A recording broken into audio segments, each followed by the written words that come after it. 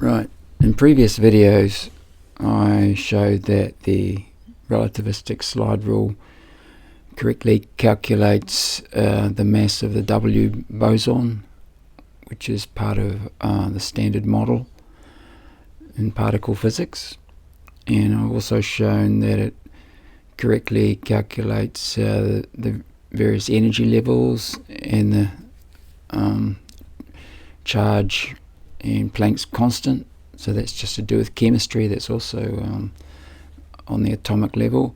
Now I want to show that it correctly calculates values for the universe, which is a cosmic scale. And to start with, I've got it set for the time of the CMB. The CMB was about this many years, 378,000 years after the Big Bang, and you can see it correctly calculates the redshift since decoupling to the present day. The redshift, which is now means that we're receiving microwave background waves from there, and it also calculates the fine structure constant, or the inverse 1/.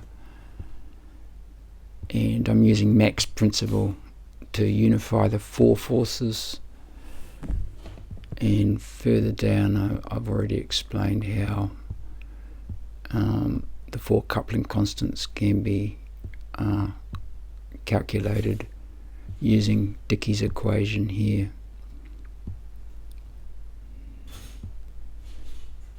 So that's in another video, but now I just want to show how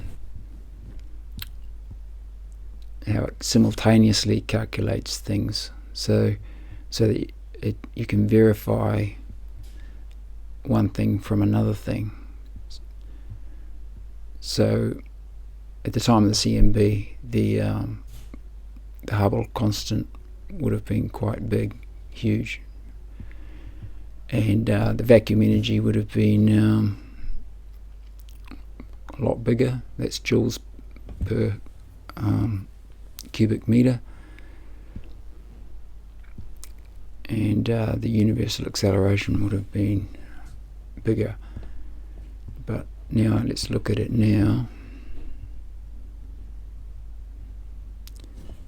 and I'm choosing a specific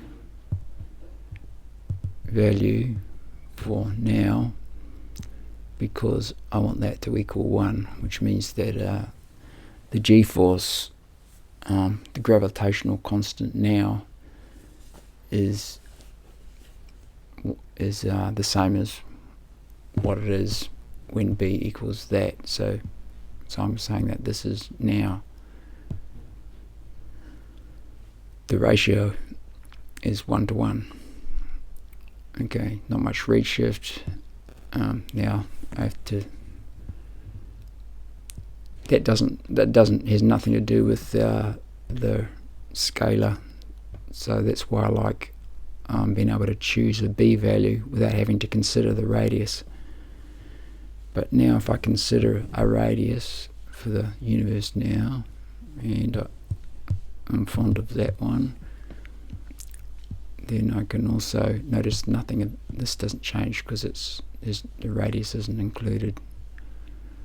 But I get the correct age for the universe, 13.8 billion years.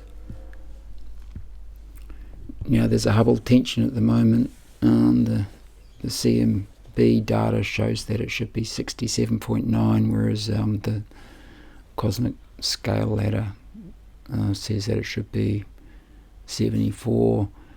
So I'm just going in the middle, 70.1 for the expansion rate. It's in kilometers per second per megaparsec. So that's the current value, and of course it's dropping. It was a lot higher at the time of the CMB. They reckon it'll drop to about 50. And you can see that I get the right value for the vacuum energy. if I take that 3 off, that's usually I think the value that they normally quote. But I was watching a YouTube video by Patton, and he was saying that it's 1.5 times 10 to the minus 9. And I used that to correctly calculate the rotation velocities of Andromeda and its satellite, and one of its satellite galaxies, Messier 33. That's in another video. So that's just what I'm choosing at the moment. But of course, you can play around with these values. Or, for example, the scalar spectral index is said to be 0.667 plus or minus 0.004. So that falls within that range. And I don't really want to change it, because if I do change it,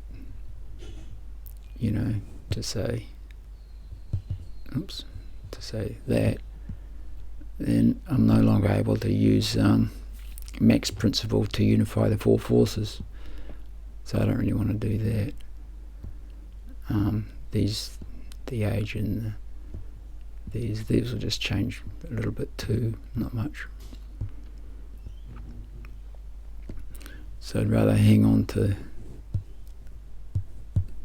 this. I mean, you can come up with whatever theory you like, and using the relativistic slide rule as an underlying calculator for your theory.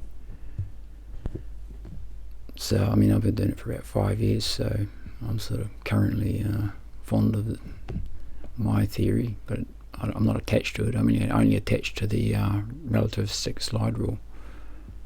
I don't care what these values turn out to be.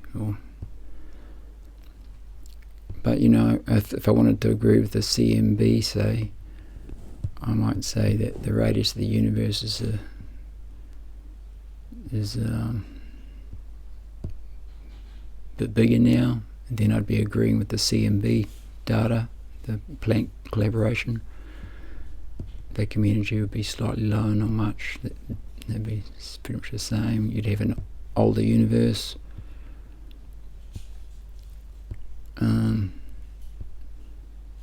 Or I could go the other way and say that the radius is a bit small, actually. 4.4 times 10 to the 26 is what they reckon it is, but then I'd be getting a younger universe, slightly younger. I'd be agreeing then with the 74 data that they're getting, and of course that's called the Hubble tension, because there's no way that they agree with each other. But then my vacuum energy is a touch high. It's a touch high. So the vacuum catastrophe, that's just the result of choosing a radius of the Planck length. So you put in the Planck length, bam, there you've got your vacuum energy predicted by the QED. So they simply got the radius wrong there.